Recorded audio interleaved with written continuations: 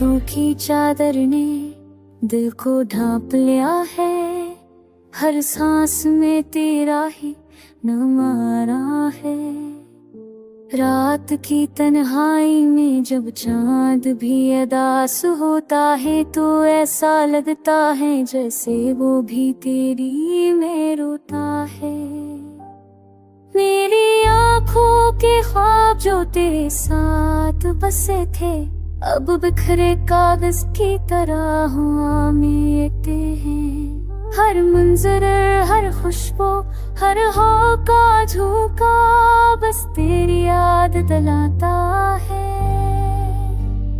मेरे दिल की धड़कने तुझे पुकारती है, जैसे सहरा प्यास को पुकारे। मेरी दाएं बस एक नाम जानती है और वो तू है। बिन तेरे ये सफर अधूरा है, ये कहानी अधूरा है, ये कहानी अधूरी है।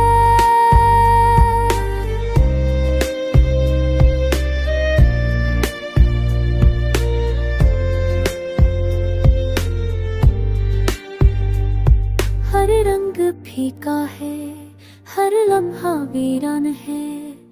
तेरे बगैर ये दुनिया सुनसान है।